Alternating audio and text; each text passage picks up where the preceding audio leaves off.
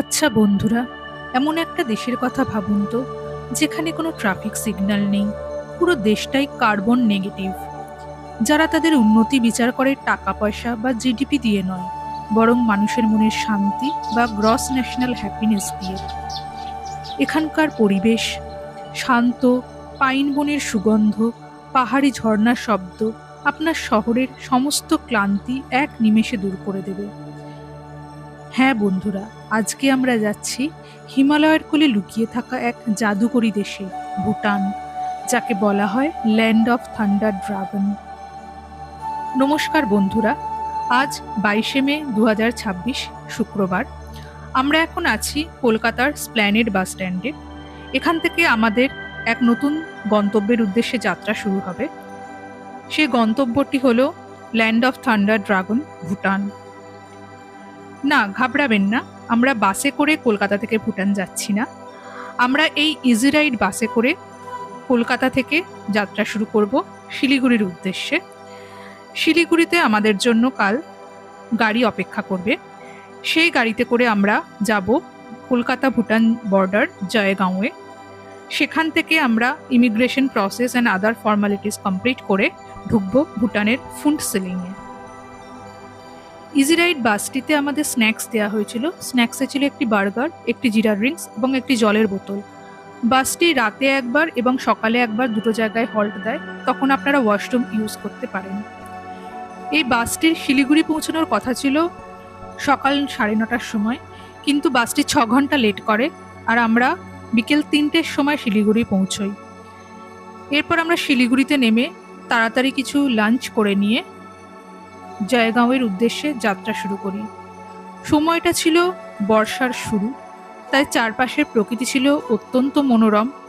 সেই বর্ষা স্নাত চা বাগান এবং চারপাশের প্রাকৃতিক দৃশ্য উপভোগ করতে করতে আমরা গাড়িতে করে জয়গাঁওয়ের উদ্দেশ্যে যাত্রা করি। এটা হচ্ছে ফুন্টসিলিং এর ইমিগ্রেশন কাউন্টার। এখান থেকে ইমিগ্রেশন করে তারপর আপনাদের ভুটানে ঢুকতে হবে। এর ঠিক ওই পারেই হচ্ছে ইন্ডিয়ান বর্ডার জয়গাঁও।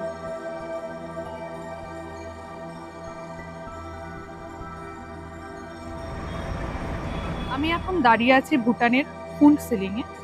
আমরা শুক্রবার দিনকে কলকাতা থেকে শিলিগুড়ির উদ্দেশ্যে যাত্রা শুরু করি। স্প্ল্যানেড থেকে আমরা ইজি রাইড বাসে চেপে শিলিগুড়ির উদ্দেশ্যে যাত্রা শুরু করেছিলাম। আমাদের বাসটা 6 ঘন্টা লেটে ছিল। আমরা গতকাল আমাদের পৌঁছানোর কথা ছিল সকালবেলা 9:30টার সময়, কিন্তু আমরা শিলিগুড়ি পৌঁছই বিকেল 3টে। তারপর আমরা ভুটানের জয়গাঁওতে পৌঁছই রাত 8:30টায়। আজকে আমরা সকালবেলা এখানে এসে ভুটানের ইমিগ্রেশন প্রসেস কমপ্লিট করি।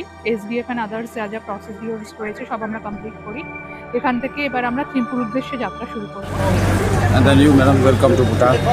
Thank you. We always first thing we welcome with a white scarf, which means we are going to serve you from a pure heart. Okay, the white color, it shows the purity. Okay, so welcome to Bhutan. Thank you. Thank you. Can you say something? Nothing. Nothing. Welcome to land of happiness. So we would like to introduce our friends Vishwarup Mukherjee, Yes. Mr. Shering, Sitting and then and our Mr. tour guide. Sugai Tencho. Thanks for your warm welcome. Thank you, madam. We are expecting a very good trip over here in Bhutan. Sure. Yeah. So we are looking forward for this trip. Yeah. So once we are in the same car, normally what we thought is like we are considered as the same family. Same family, yeah. Thank you. আমরা এই ভুটান ট্রিপটি করেছিলাম thunder dragons tours and ট্রাভেলসের সাথে। Thunder dragon tours and ট্রাভেলসের ওনার বিশ্বরূপ মুখার্জি আমাদের খুব ভালো বন্ধু। বিশ্বরূপদা না থাকলে আমাদের এই ভুটান ট্রিপটা পসিবল হতো না। Bhutan is called the land of happiness. তো আমার মনে হয় যে সবার লাইফে একবার অ্যাটলিস্ট ভুটান আসতে হবে, বিকজ এখানে যা আছে অনেস্টলি আমি হোল ওয়ার্ল্ড ট্রাভেল করেছি, আমি এরকম কোথাও পাইনি। তো আমি এটাই বলবো যে প্ল্যান করে ভুটান একবার আসতেই হবে। অ্যান্ড এখানে যা আছে you will be mesmerised. This is the land of happiness, this is the land of gross national happiness, যেখানে happiness is more important than income and money. তো এইরকম জায়গা, এরকম লোকজন আর কোথাও পাবেন না। তো please come to Bhutan and we will be ready to welcome you in Thunder Dragon Tours. Give Thank- me your contact number. হ্যাঁ contact Yeah, number so you can contact us, you can WhatsApp us at 700-337-9764. So we have our email, we have our website, so you can go and have a look. Itinerary যা আছে আপনাদের যেরকম package লাগবে with the hotels, গাড়ি, guide and service, absolutely 5-star. আমাদের গুগলে আজ অব্দি যত রেটিং হয়েছে all are 5-star and we are very lucky for that, and we are hoping that you also can come and experience this in Bhutan. Thank you. Thank you we are expecting a great trip ahead so Thank you. আমরা ফোনসিলিংয়ে পৌঁছই 23 তারিখ শনিবার দিনকে অনেক রাতে। 23 তারিখ আমরা night stay করেছিলাম ফোনসিলিংয়ে এই হোটেলটিতে। এটার নাম হচ্ছে লাকি হোটেল। ফোনসিলিংয়ের হোটেলটি খুবই সুন্দর ছিল, সাজানো গোছানো একটি 3 স্টার হোটেল। ভুটানের আর্কিটেকচার, ভুটানের ট্র্যাডিশন সব কিছুই এই হোটেলের মধ্যে দেখতে পাওয়া যাচ্ছিল। এটা হচ্ছে হোটেলের ডাইনিং এরিয়া। এখানে আমরা সকালে ব্রেকফাস্ট করি। সব কিছুই খুব সুন্দরভাবে সাজানো গোছানো। এটা হচ্ছে আমাদের বেডরুম। আমাদের এই হোটেলটিতে আমরা একটি সুইট রুমে ছিলাম। তো ঢুকেই প্রথমে এটা হচ্ছে ডাইনিং এরিয়া, বিশাল বড় একটা ডাইনিং এরিয়া। এখানে sofa, TV, mini fridge, dining table সব কিছু প্রেজেন্ট।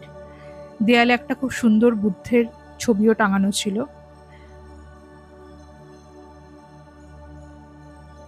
এটা হচ্ছে আমাদের বেডরুম।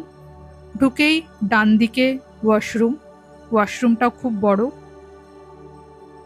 সাজানো গোছানো, সব রকম অ্যামেনিটিস প্রেজেন্ট। ডান দিকে একটি কাবার্ড। আর এটা হচ্ছে আমাদের বেডরুম। বেডরুমটিও খুব সুন্দর সাজানো গোছানো, সব রকম অ্যামেনিটিস রয়েছে। আমরা এই সুন্দর হোটেলটি খুব বেশি এনজয় করতে পারিনি, কারণ আমরা এখানে 1 নাইট স্টে করেছিলাম অনলি। এই জানলা দিয়ে খুব সুন্দর বাইরের ভিউ দেখা যাচ্ছিল, পাহাড় আর ফোনসিলিং শহরের ভিউ। এটা আমাদের ফোনসিলিংয়ের লাকি হোটেলের ডাইনিং স্পেস। এটা ভুটানের রাজার ছবি। এখানে ভুটানের সব বাড়ি, হোটেল, রেস্টুরেন্ট, দোকান সব জায়গাতেই ভুটানের রাজা রানী তাদের ফ্যামিলির ছবি লাগানো থাকে। খুব সুন্দর স্কাল্পচার, খুব সুন্দর করে সাজানো ছিল এই হোটেলটি।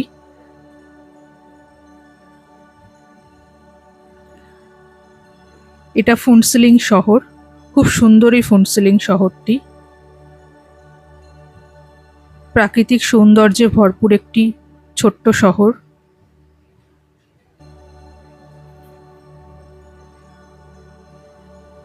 পরবর্তী পর্বে আমরা আপনাদের ঘুরে দেখাবো ভুটানের রাজধানী, খুব সুন্দর করে সাজানো থিম্পু শহর এবং আরেকটি ছোট শহর পুনাখা। আমাদের এই ভিডিওটি যদি আপনাদের ভালো লেগে থাকে তাহলে আমাদের চ্যানেল নেচার্স প্যারাডাইজে লাইক, শেয়ার এবং সাবস্ক্রাইব করবেন। ধন্যবাদ।